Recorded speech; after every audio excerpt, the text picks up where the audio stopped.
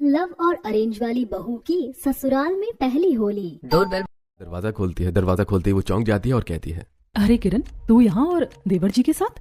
हाँ राधा, सुमित मेरा बॉयफ्रेंड है, लेकिन तू यहाँ? अच्छा हाल है। भाभी आप दोनों एक दूसरे को पहले से ही जानते हो? हाँ सुमित, हम दोनों कॉलेज की फ्रेंड हैं।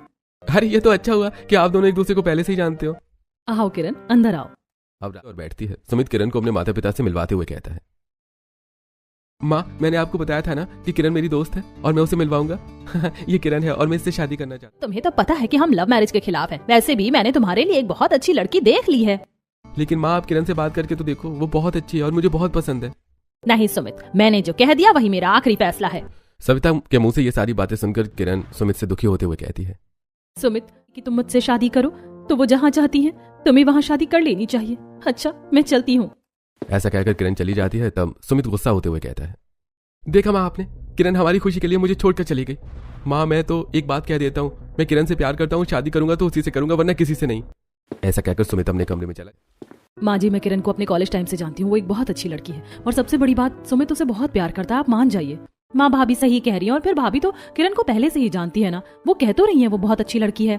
सविता सुमित की खुशी से ज्यादा हमारे लिए कोई चीज इंपॉर्टेंट नहीं है, तुम हाँ कह दो। अमित और राधा के समझाने पर सविता मान जाती है। राधा जल्दी से अपने देवर की देवर जी मुबारक हो, माँ जी मान गई हैं। क्या सच में भाभी? थैंक यू सो मच भाभी, आप लोगों ने माँ को मना लिया। मैं अभी किरण को बता देता हूँ। अब सुमित किरण को फोन लगाता है और कहता है, गई है, अब जल्दी ही मैं तुम्हारे घर रिश्ता लेकर आऊंगा और हम दोनों की शादी पक्की होगी। ये सुनकर किरण बहुत खुश हो जाती है। सविता राधा से कहती है, राधा बहू, विशाल का फोन आया था, कह रहा था आज शाम तक वो वापस आ रहा है। क्या माँ जी आप सच? तो विशाल के आने की तैयारी कर लेना और हाँ उसकी पसंद का खाना बनाना मत भूलना। हाँ माँ जी आप बिल्कुल चिंता मत कीजिए, मैं सब कर लूंगी। के बाद राधा अपने आप से कहती है, विशाल पूरे 1 हफ्ते बाद वापस आ रहे हैं। ऐसा करती हूँ कि अपना रूम साफ कर लेती हूँ और विशाल की पसंद का खाना बनाऊंगी और फिर मुझे तैयार भी तो होना। सोचकर राधा सबसे पहले अपना रूम साफ करती है, नई चादर बिछाती है, पर्दे बदलती है और फिर रसोई में जाती है और विशाल के लिए उसकी पसंद का बूंदी वाला रायता, तड़के वाली दाल, वेज कोफ्ते, आलू और पत्ता गोभी के कटलेट, प्याज के पकौड़े, अंत में सलाद और रोटियां बना लेती है और फिर अपने आप से कहती है, खाना तो तैयार हो गया है, अब मैं जल्दी जाकर तैयार हो जाती हूँ, वो कभी भी आते ही होंगे। अब राधा अपने कमरे में जाती है और अपने कबर्ड से एक सुंदर सी साड़ी पहनकर मेकअप करती है, बिंदी लगाती है, काजल लगाती है और फिर अपने बाल बनाती है। तभी विशाल वहां आ जाता है और राधा को देखकर मुस्कुरा देता है और कहता है, ओ राधा, अरे पूरे 1 हफ्ता हो गया है। पता है मैंने तुम्हें कितना याद किया।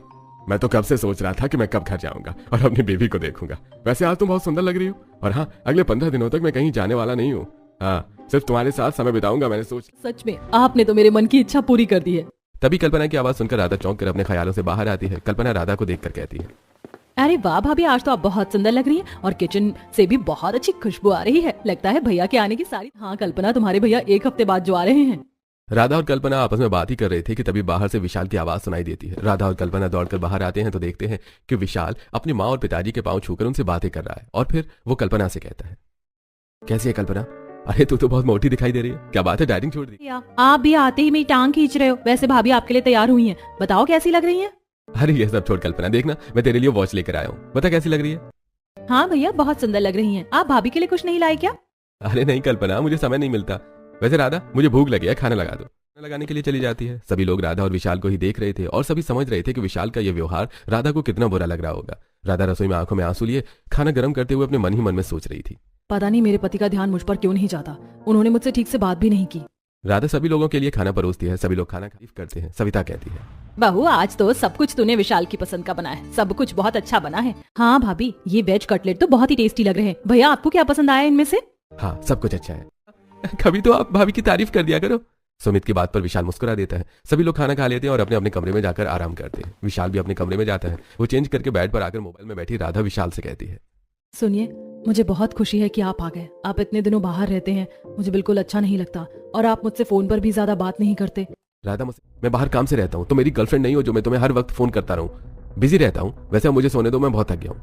ऐसा कहकर विशाल सो जाता है और राधा। सुमित अपनी होने वाली पत्नी को कितना प्यार करता है। मेरी शादी को 3 महीने हो गए, लेकिन इन 3 महीनों में मुझे एक बार भी नहीं लगा कि मेरे पति मुझसे बहुत प्यार करते हैं। शायद इतना प्यार मेरी किस्मत में भगवान ने लिखा ही नहीं है। ये सोचकर राधा सो जाती है। किरण के घर जाते हैं। किरण सभी को नाश्ता देती है और इस तरह सुमित और किरण की शादी पक्की हो जाती है।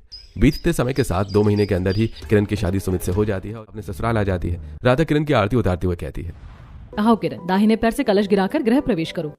किरण कलश गिराकर गृह प्रवेश करती है। फिर सभी लोग किरण से बातें करते हैं। तब अरे हो गई बातें, किरण को अपने कमरे में जाकर आराम करने दो, बाकी की बातें तुम लोग उससे कल